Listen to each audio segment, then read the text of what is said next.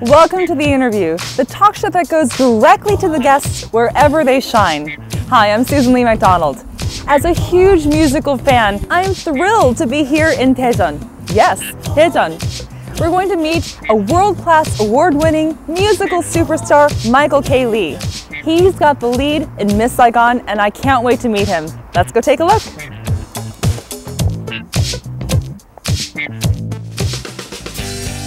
The Korean-American actor who is dominating Broadway and the Korean musical stage, Michael K. Lee. He pursued music at a young age and initially followed his father and brother's footsteps in medicine by going to Stanford University as a pre-med student, but then decided to drop everything to pursue his dream of becoming a musical actor. From his earliest role in Broadway in Miss Saigon as Tui, and on to performing in world-famous musicals such as Rent, The King and I, Tommy, Pacific Overtures, and more, Michael's passion for the stage is second to none. With the national tour of Miss Saigon here in Korea, he's performed in Seoul, Daegu, Ulsan, and now Daejeon. He plans to captivate the Korean audience with his role as Chris in Miss Saigon.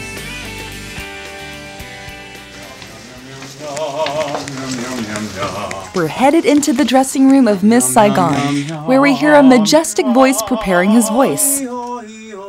He's preparing for his role as Chris in the Daejeon production of Miss Saigon. Before the show, I do a lot of vocal exercises to try to get my voice warm, my voice connected with my head and my body. It's all about trying to get your system, your instrument, to be operating as one. Could you see the picture over there? So what is it? Oh yeah, this is a picture of my father and my oldest son Jesse. And actually on my iPhone is something which I use a lot, is a picture of my wife and my second son and my older son. They're basically pictures that are pictures of inspiration for me. It reminds me of why I do the things that I do, and it gets you to a place where you realize that you're not only doing things for yourself, but for the other people that you love around you. So. This is the reason why he has to take care of his golden voice. His many fans and future fans await the beginning of the show, and they are in for a treat. Miss Saigon is a musical production that started in London in the early 1990s and for 2 decades has been a worldwide success.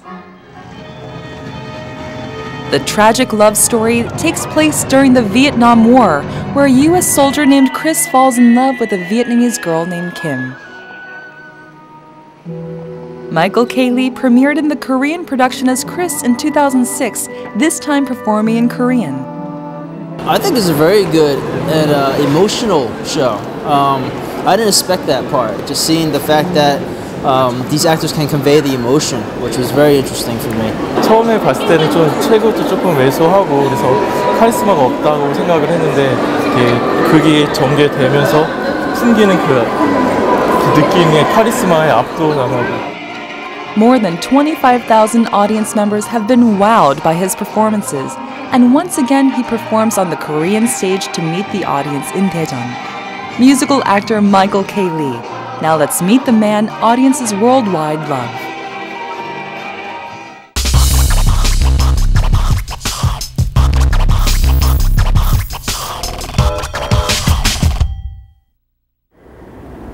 Hi Michael, it's so nice to meet you. It's nice to meet you too. Thanks for having me. Oh, I'm so excited to have you here on The Interview. You know, last night we saw your opening night here in Daejeon for Miss Saigon, and it was incredible. Standing ovation, people were so thrilled with your performance and the rest of the cast. It was incredible. Thank you. It was a great night. Daejeon opening, new opening in a new city, it's always really fun. And the reception was unbelievable. Wow. Well, you know, I imagine that with this being, I think, the 11th season of Miss Saigon being here in Korea, you know, this might be old hat, but it seemed like it was just so fresh. Like you guys were so full of energy, and it doesn't seem like you guys have done this, you know, again and again and just exhausted at all. Yeah, no. I think specifically because it's opening night in a new city, we're sort of reinvigorated with an energy of sort of realizing that these audiences are new, that the people seeing the show are seeing it for the first time. I think when you do a long run, whether it be on Broadway or whether we were in Seoul for 9 months at Chungmu Art Hall, you sort of, once you do it day after day after day, you sort of forget the fact that people are coming to see this show for the first time, whereas you're doing it for the 100th time. So, you know, I think that's what's particularly special about opening nights on tours, and last night was no exception. Fantastic. And so you've been with the tour here in Korea for how long now? This particular tour started in November, I believe. Maybe a little bit before that, maybe the middle of October. So we've been going on for about 5 months, and been doing 8 shows a week, and it's been really fun. I mean, it feels fresh. It's a real testament to the company and to the cast that every show seems fresh and every show is filled with excitement and energy. So. Let's go and talk about your career as a musical actor, because I think that's incredibly important, because you are one of the first major Korean Americans to kind of break onto the musical scene in Broadway. So tell us about your beginning as a musical actor and how you got to that point. Well, it would probably have to start a long time ago. I was very lucky to have parents who supported the arts. They particularly were interested in the classical arts. So my siblings and I were taken to the theater and to the ballet and to the symphony when we were younger. Oh, wow. And you grew up in upstate New York, is that correct? I did, Western New York specifically, Okay. in a little city called Salamanca, New York, south of Buffalo. Okay. Now, your parents immigrated to the States prior to your birth? They did, okay. yeah. They immigrated in 1971, and I was born in 1973. I'm giving away my age here. But you look so much younger. but yeah, they immigrated to New York City, actually, where I was born. I was born in Brooklyn, Okay. which probably has influenced my cultural inside, anyway. And so I was raised in Brooklyn until I was about 6 years old, and then we moved to Salamanca. But I remember some of my earliest memories come from New York City when my mother took us to the theater. I remember watching Peter Pan and being fascinated with the flying and the sets and the singing. It must have been magical as a kid to watch that. And I think we went several times. My mother felt it very important for all of us to sort of understand that and learn that. My sophomore year in high school, my violin teacher asked me to start playing in the orchestra pits for musicals, to sort of sharpen my chops up as a ensemble player. And so my mother thought it was a good idea that I would be playing with adults. And unbeknownst to her, that's what started my love affair with musical theater. That's incredible. So I'd be in the pit and I'd be playing my violin and sort of watching what was going on on the stage behind me. It was magical. I would see all these normal people sort of transform into these other characters and do it brilliantly. It was in every sense of the word, it was inspirational. And so the following year, I tried to be on stage. I auditioned for a show in high school my junior year, and I got a small part in that show. And then my senior year, I got the lead in the school musical, which was very fun, which was Joseph and the Amazing Technicolor Dreamcoat. Oh, that's a great one. Yeah. And were you Joseph? I was Joseph, and then I went on to school. I went on to college. I went to Stanford University. And smart guy. Yeah. A pre-med student, yes? Yes, I was pre-med. I decided to go pre-med because, to be honest with you, I think I was lazy. To be lazy and choose pre-med seems opposite. That's kind of hard to believe that you're lazy with all the hard work that you're putting in with this. But my father was a doctor and my older brother was a doctor. A family of doctors then. And so the easiest path for me to choose would be what they chose. I didn't really search myself. I really didn't ask myself what I wanted to do with my life. Does your father have any mantras for you regarding pursuing your dreams and success? It's a great question. I don't know if there's any specific mantra, but I do remember my father telling me as I was growing up, you have to go on your own way. And I never really understood it when he was telling me that as a kid, and in high school, and even in college, through college, he's like, you have to find your own way. You know, I'm here to help you. And, you know, going back and thinking back on him telling me that, you know, if I was a doctor, we'd be able to sort of traverse this path together, and he'd be able to help me and guide me and tell me, you know, what he knows. But, you know, choosing to go into the arts is something, it's a totally foreign field to him. And so, you know, probably selfishly speaking, for both of us, but maybe putting myself in his shoes, he would potentially lose his son earlier than he would have to. But, you know, it hasn't been the case, you know.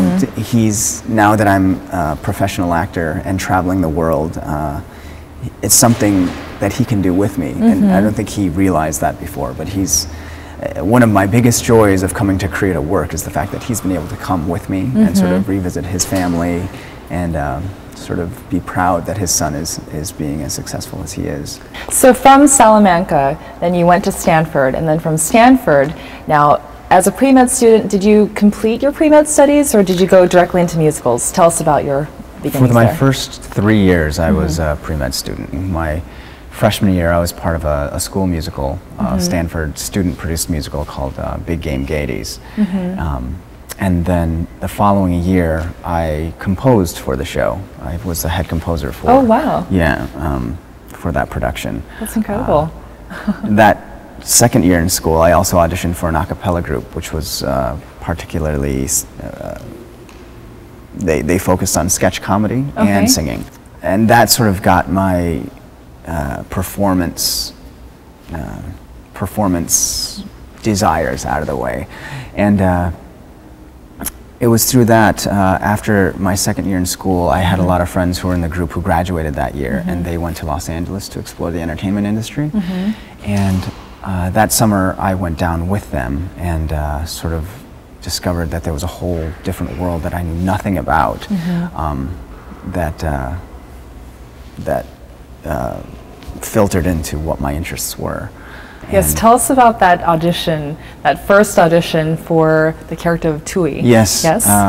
Well, it was, I didn't know anything about auditioning for professional stages or for Broadway or anything like that. And I was taking a musical theater class at night while I was actually doing research, cancer research during the day. Sounds Cancer so research much, by day, yeah, musical by night.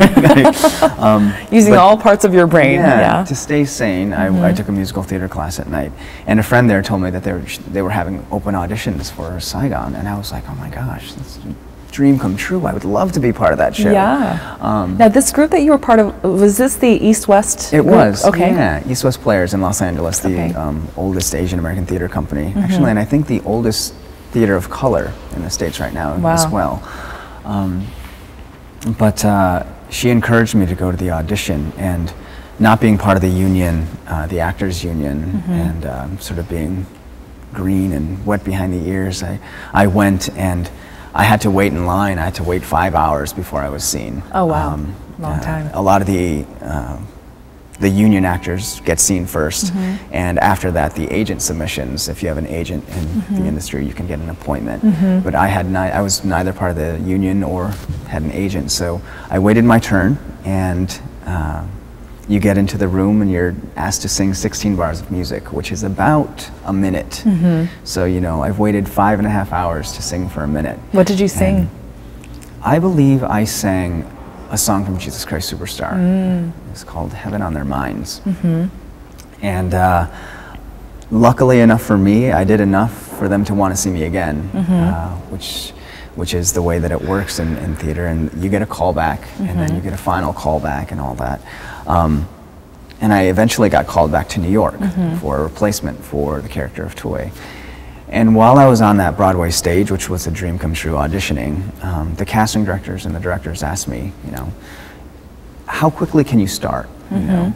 And I said, well, ideally, I'd like to finish school first. It was going into my junior year. I said, I'd really like to get my education behind me before I started working professionally. And they said, oh, okay, well that's good to know. Great work, and hopefully we'll see you again. And that was the end of the audition. Oh. But it was for a replacement. It was actually for the understudy position. It was an ensemble role to audition to understudy the role of Tui. The following year, before my senior year in school, they created a new company, a new touring company for the United States. And they needed a brand new cast, and they wanted all fresh blood, people who hadn't done the show before, so that the show could have a real freshness and a real a newness. You know, you want to represent the show as honestly as possible. So to have the soldiers be the right age, to have the Vietnamese people be the right age, and so I was 20 at the time, and I got a call to come in for this new company. And after several rounds of callbacks and auditions, I actually landed the part of Tui. Wow, so that must have been so incredible. It was amazing. What did it feel like to be cast as Tui? I really couldn't believe it. I was just starting my senior year at school, and I got a message on my answering machine in my dorm room saying, you know, this is Johnson Lift Casting from New York, and you know, we'd love to talk to you. Please give us a call. And when they told me that I booked the part, it was surreal, you know. And the odds were like 1 to 1,100. It wasn't like a couple people that they chose from. It was out of over 1,000 people. And at that time, you know, Saigon was still sort of a new musical, and so in order to find the Asian American talent that they needed, they did a tour of auditions. They went to New York, they went to San Francisco, they went to Los Angeles and Hawaii. And so, you know, the odds were pretty stacked against you, but when you're young, you don't think about those. You're not intimidated by those. And I went in and sang my minute, then my 2 minutes, then my 3 minutes, and luckily for me, I was the last one standing. So. Wow, that's fantastic. And so here we are now, 17 years after that first role, and you've had an incredible career with musicals, which I will definitely ask you a lot about. But going back to the Miss Saigon role that you're now playing as Chris, it's the lead of Miss Saigon, correct? It's and one of the leads, and also it's in Korean. So tell us a little bit about the differences singing as Chris in Korean as opposed to Tui and other characters that you've had in English. It's interesting, the fact that the translation that has happened, the translation also has evolved from the first time that we did it in 2006. And then the later translations done by our associate director, Yong-soo, he sort of really put a lot of thought into what the lyrics were trying to say. And so, you know, understanding these new lyrics and singing these new lyrics are really beautiful, because it's not word for word with the English lyrics. It's sort of a poetic translation of them, and it's gorgeous. I love singing. I love singing in Korean because they're not different. The heart is the same, but the words are different. You know, so. Could you give us an example of one of the songs that might be one of your favorite songs in both Korean and in English? I mean, I can try, yeah. If you could do that for us, that'd be great. And you can give the specific translations because, but one of my favorite songs to sing is "Last Night of the World," and in English it goes as, "In a place that won't let us feel. In a life where nothing seems real, I have found you, I have found you." And in Korean, it's different, but it's sort of, the heart is the same, and it goes, 모든 빛은 사라지고 어둠만이 남은 세상 그 속에서 널 찾았어. So it's, you know, beautiful. Yeah, it's wow. In a place where there's darkness, I have found you, versus, you know, in a place that won't let us feel. It's different, but the heart is the same. That sort Wow, of thing. that was great. I want to make you sing more because I'm getting my own personal concert. Yeah. I love this job. Michael is fantastic. I've been working with him since the beginning of 2006, and very friendly, lovely man, and and he definitely brings life to Chris. I think he's a great performer. He's nailed the role really well, and he's an excellent Chris. And I'd like to think that he's actually become a friend during this production. And when you've played various roles, you were in The King and I, you were in Aladdin, you were in Pacific Overtures, and so many other musicals. How do you prepare for these roles? Because they're all very different. They correct? are. It's everybody's different in the way that they prepare. I do a lot of academic research before I go into a part. Like before I did Aladdin, I read 1001 Arabian Nights, and before I did The King and I did as much research on the actual king, Mongut, I think his name was, and his relationship with Anna Leon Owens, and before I did Jesus Christ Superstar, where I played both Jesus and Judas, I revisited the Bible and the Gnostic Gospels, and I do a lot of that so that I can get into the mindset of these characters first, so that I can try to understand how they thought, how they approached the world, how they approached the people around them. And then, you get on stage and you have to start living and breathing like them. And that for me, I need a really strong director for, to help me, to help guide me through what we're trying to accomplish. And, you sort of try to understand why they sit in a certain way, or why they stand in a certain way, or why Aladdin is jumping from rooftop to rooftop, and there's all these, you have to justify everything for yourself. And luckily for me, I've been able to play parts as the king who has 126 children, and then going to play an orphaned little boy in Agrabah, and I consider myself very lucky to be able to do that, and to have directors who believe in me enough to cast me in those parts. Now, speaking of casting, as an Asian American, as a Korean American, do you ever feel that you are ever typecast because you are Asian? I know that here in Korea, everyone who's on stage is Korean. So with the costumes, we're able to distinguish who's who. Sure. Now, in the West, because it is such a multicultural, diverse place, there are many potential actors to choose from. Sure. So how do you feel about possibly being typecast? I don't ever really feel limited in the things that I can do, because I can only do what's given to me. There are specific ways that you can be cast in the States because of your face, and I understand that. As the world is evolving, and as the word American or Englishman or even Korean, as that evolves from the changing face of the world, I think it depends on the producer and the director to understand that an American doesn't necessarily mean a Caucasian American anymore. It doesn't necessarily mean specifically African American, but it can be Asian American, it can be Indian American, it can be Southeast Asian American. It can be a gambit of things. And I think as the world evolves, the parts will evolve as well. You see it on shows today on Grey's Anatomy. They needed 5 young intern doctors, and they happened to cast one African American. They cast Sandra Oh as one of them, who's fantastic in it. And so slowly but surely, I think as the world changes, the perception and the representation of it will change as well. But I don't ever feel typecast. I'm very lucky to be able to play the parts that I do play, and the other parts that aren't for me aren't for me. So I think one of my role models overall in the entertainment industry is Bruce Lee.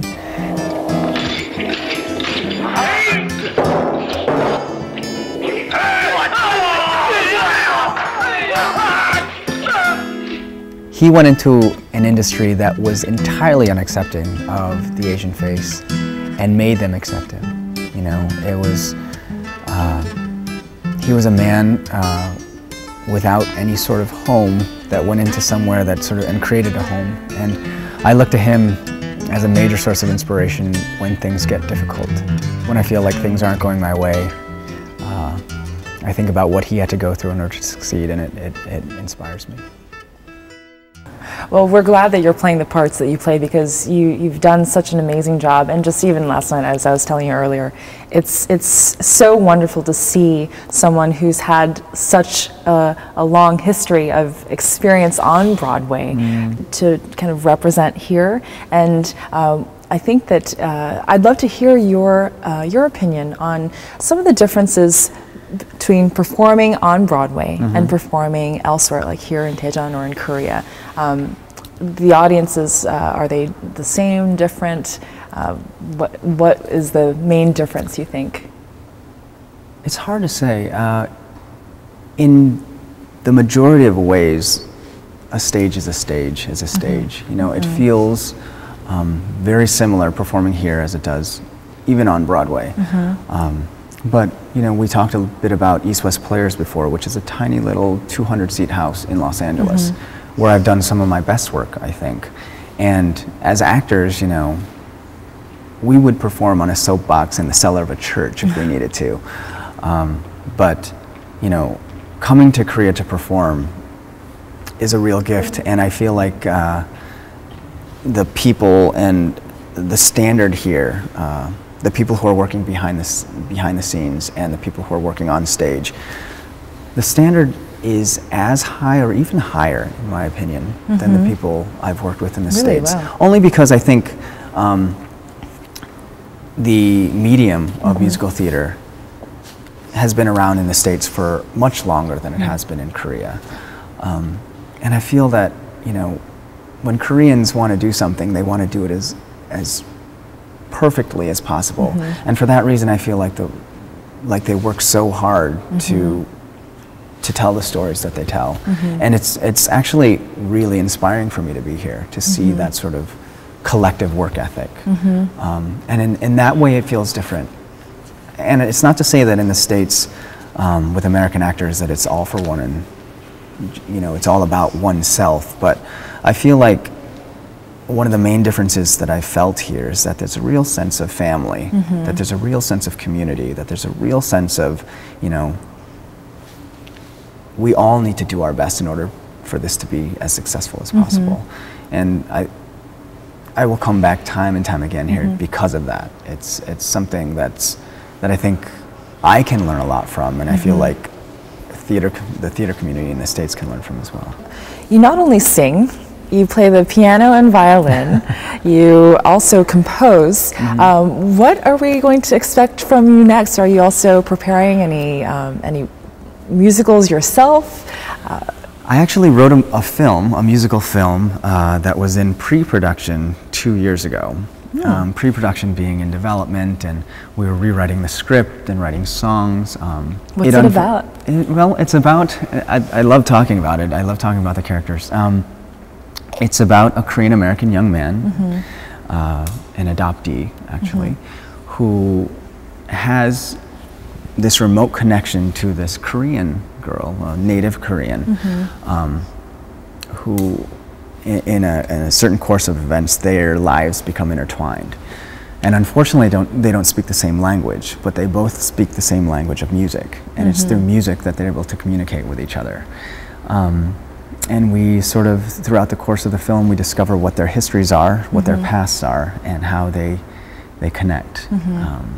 So is it in Korean and English? It is. Okay. It is. It was really tricky, and sadly, it lost its wind because of that, because it was really difficult to try to figure out how to tell the story effectively in both Korean and English. It's something that I'm still very passionate about and that I would love to see on the screen someday. But it sort of mixes all of my interests together: writing, acting, singing, composing. I did a little bit of everything. We wrote several songs for it, which I'm very proud of.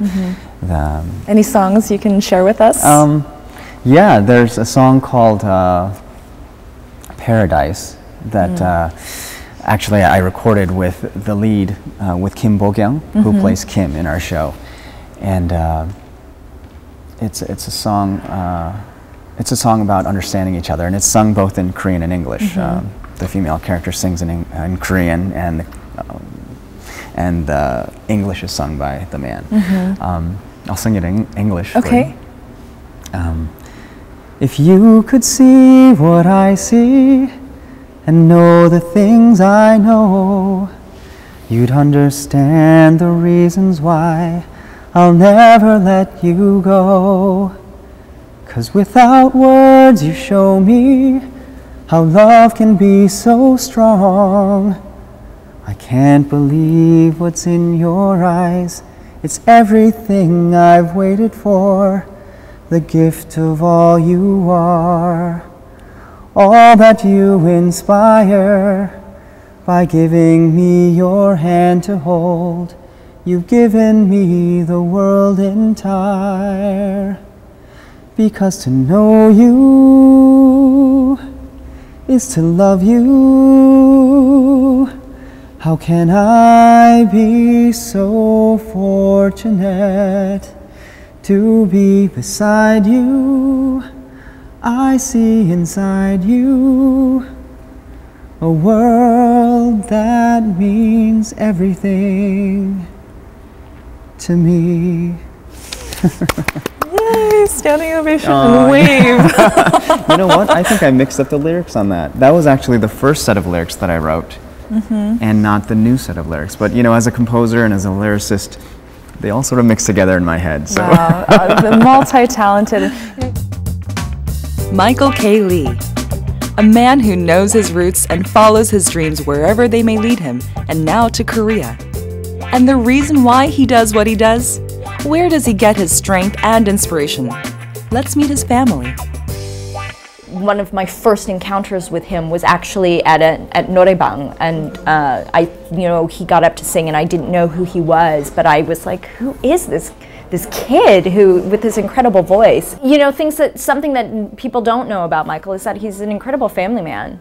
I mean, he's very, very dedicated to his family. I mean, not just, you know, me and the boys. I mean, he's very dedicated to his parents and his two siblings, and even my family. He's incredibly devoted. I remember that he wore for 4 days these bright red sweatpants and this red sweatshirt, and he looked like a strawberry. And I think to myself, my husband doesn't have the best fashion sense. red sweatpants and a red sweatshirt, and we kind of have this little argument about these red sweatpants, because I hate these red sweatpants and he won't let go of these red sweatpants.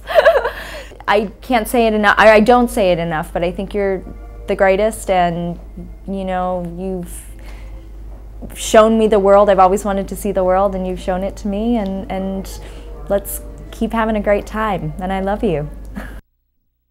A lot of people love to go to musicals to hear about love, and even if it's a tragic love story, we just can't get enough of love. And you have your own little love story. Didn't you meet your wife through the musical scene? I did. I met my wife through the musical scene. It's a funny story. It's an extensive story. We first met in the year 2000 when she was doing Rent on Broadway, and I was doing Jesus Christ Superstar.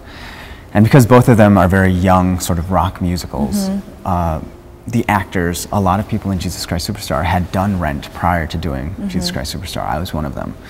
And I met my wife, well, I saw my wife from afar after our first performance. It wasn't opening night, but it was our first preview. It's called the Gypsy Performance, where all the actors on Broadway are invited to come and experience this new Broadway show that's happening. And she came, and after the show, you know, you go outside the stage door, and you know, you see all your friends, and you congratulate them for doing a job well done. And I saw this girl from afar, this Asian American girl with neon pink hair, because she was doing Rent at the time. And she was going up to every other actor in the show and congratulating them and saying, well done, well done, well done. And the only person she didn't come up to, it seemed to me, was me. So in my head I thought, oh, how interesting, this girl doesn't support Asian Americans. She's not in tune with her own culture. So I sort of wrote her off and saying, oh, well, whatever, she's obviously doesn't want anything to do with me. So then we met again in Los Angeles. She was performing in Flower Drum Song there. And by this time she'd changed her hair color from neon pink to platinum blonde. And so I went to the opening night party because I had a lot of friends in the show, and I made a point to go to everybody and say, you know, thank you for representing so well. You know, as Asian Americans, we need every opportunity to showcase our talents and to show how well we can perform. And when I went up to her, I went up and I said, you know, I thought you did a great job, thank you. And she looked at me and she said, thanks, and she just walked away. Finally, in 2004. She didn't give you the time of day. She didn't give me the time of day. She wanted nothing to do with me. Oh no. But finally in 2004, now her hair color was now normal, was dark, was black or dark brown. And you know, all the while I've been thinking, oh, she colors her hair, she's trying to run away from her identity as an Asian American. But it was because of the shows that she was doing that she was coloring her hair that I learned later. And when we finally did a show together, we did Pacific Overtures on Broadway together in 2004. We sat down and had a meal together, and we realized we had a million things in common. You know, in the same way that I performed in the orchestra pit before going on stage, she did as well. She grew up with all the same family values that I had. She went to college and got her degree, and it was fascinating. And she grew up in a small little city like I did, 5 hours away from me. Wow. Yeah, in Carlisle, Pennsylvania, which is a small city outside of the capital of Harrisburg, Pennsylvania. And you know, we're both small town, country Asian Americans, and making it on Broadway. And you know, it was through that we sort of met and learned that we had a lot in common, and I fell madly in love with her and asked her to marry me. And thankfully at that time she said yes, and she gave me the time of day finally. And yay! And now you have two sons. And now we have two sons, Jesse and Jude. My older son is 3 years old, and my younger son is now 4 months old. So the lights of our lives, and new inspiration, and understanding about life.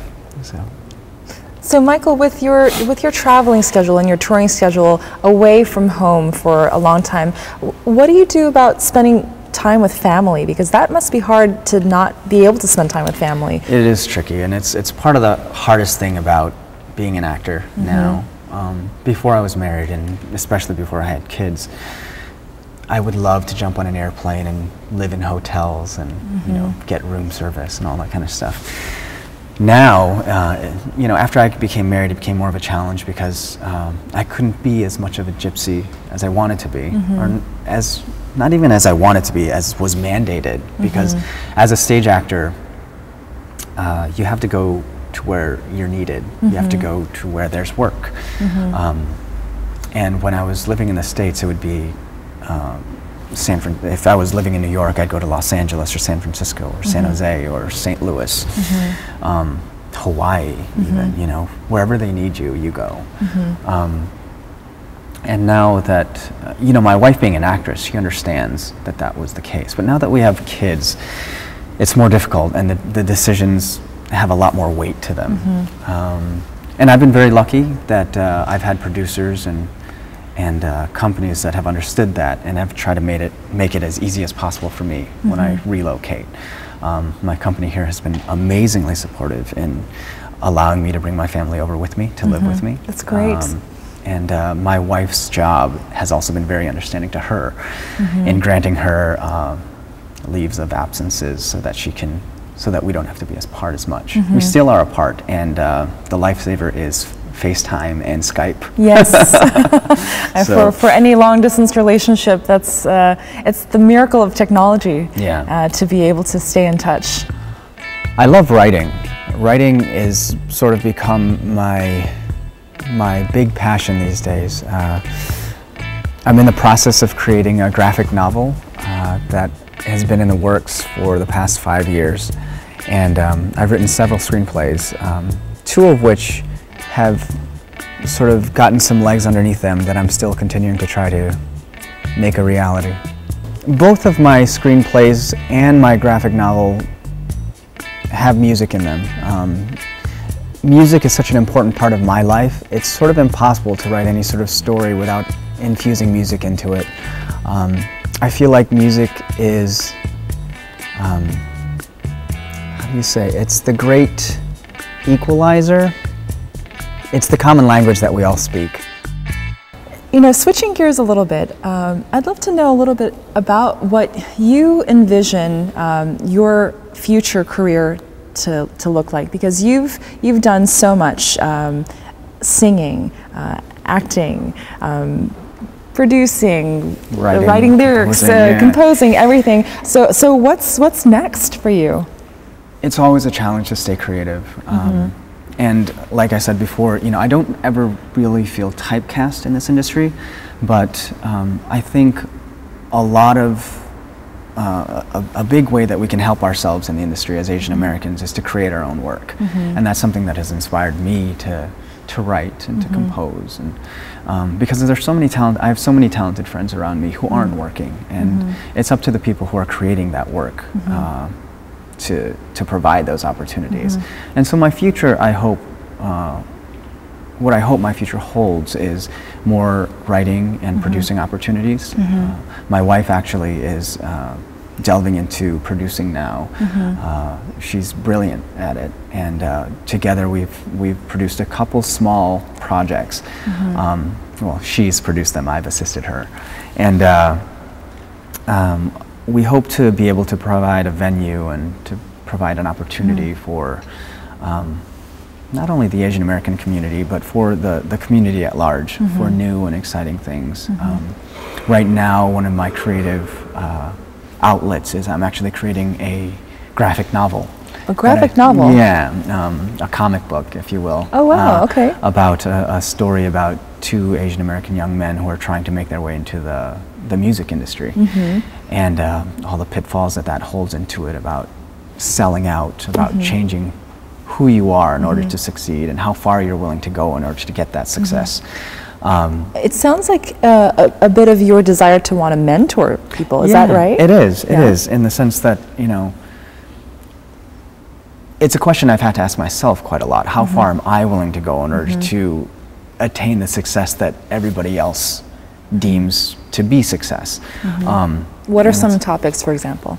About changing your look, you know, something that's probably a huge issue here in Korea with the way that, you know, plastic surgery is so popular here. That's, to be totally honest with you, scares me a little bit. It's sort of, you know, the essence of who people is sort of etched on your face. I mean, I'd love to hear more. I'd love to have a dialogue at length about this, but it's sort of tragic to me that people don't feel beautiful in their own skin, and sort of, that they want to sort of go towards what the standard of beauty is at the time, which eventually is going to change anyway, you know? And so, you know, my story deals with that. It goes as far as to, you know, these young guys sort of masquerade as Caucasians in order to succeed in the music industry in the States, because Asian American, nobody really associates Asian American with rock star, you know? What's happening today in the United States with the whole Jeremy Lin situation with the Taiwanese American who's sort of lighting the National Basketball Association on fire. Nobody associates Asian Americans with, you know, athletic success, but suddenly there's this guy who's succeeding, and people are able to say, oh, okay, yeah, that's it. But how tragic would it be if he changed his hair color and fixed his eyes so that he looked Caucasian in order to succeed? I mean, it's not.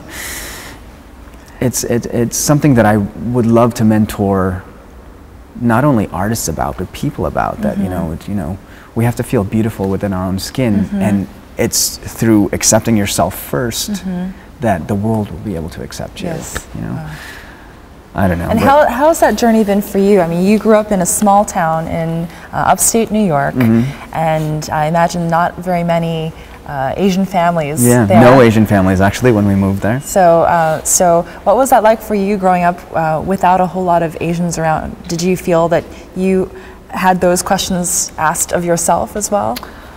I think, yeah, I mean those, I mean I distinctly remember the time when I played basketball when I was younger, and you know, when you're in the locker room and I remember distinctly looking at my friend's eyes in the mirror while I was standing in the mirror next to him, and I thought to myself, my eyes are just as big as his. You know, my eyes are the same shape as his, and you know, what makes me Asian and what makes him Caucasian? And so it definitely, you know, I had identity issues that, you know, were eventually resolved. You know, I mean, they didn't limit me, but I definitely felt a sense of being different. I think that's something that I can also relate to, because as someone who's Eurasian, half Korean, half Caucasian, you know, sometimes people might be like, you know, what are you? Yeah, totally. And for me, I would answer, I'm just a person just like you with various you know, cultural differences in my background, but I think identity issues are things that we all do seem to go through, but because of a different, being a different race in a larger pool of people who are Caucasian, it just tends to stand out a little bit more. But I imagine that all these things have helped you to really become the person that you are, to be an amazing performer, and to use all these experiences to communicate these emotions. It probably has. I don't know. It's all unconscious or subconscious. But you know, one of the key things that my father told me, you know, we were teased growing up at first, when we first came into the community, when I was 6 and my sister was 8, my brother was 10. You know, my father pulled us aside. You know, we hated riding the bus to school because people would ching-chong us and, you know, call us names and all that kind of stuff. And my father said, you know, the best way you can fight back is to be better. You know, in order to separate yourself out from everybody else, be better. You know, and I think this is a mantra of a lot of immigrant Americans, not just Asian Americans or Korean Americans, but, you know, in order to stand out, succeed.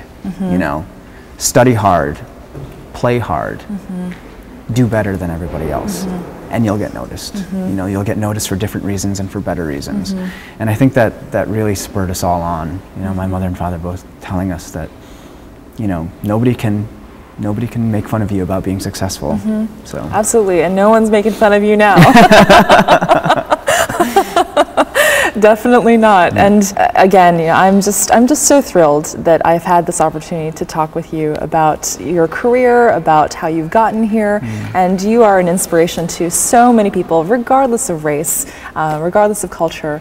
And I'm just very grateful to have had this opportunity to talk with you. Oh, it's been absolutely my pleasure, and thank you so much. It's been so fun. Yay, great. Yeah, for sure. Well, I know you've got to get ready for your next musical tonight. Is that correct? Yeah, opening night was last correct. night, and now the run begins. So. Fantastic. Well, again, thank you so much, Michael. Yeah, absolutely. Great. Everyone, it's been so amazing to be able to interview a musical superstar, Michael K. Lee, today. I know that you all have learned so much about what it takes to be a real professional, and we certainly see it with Michael. Thank you so much for joining us here on the interview today. We look forward to seeing you next time. Thank you.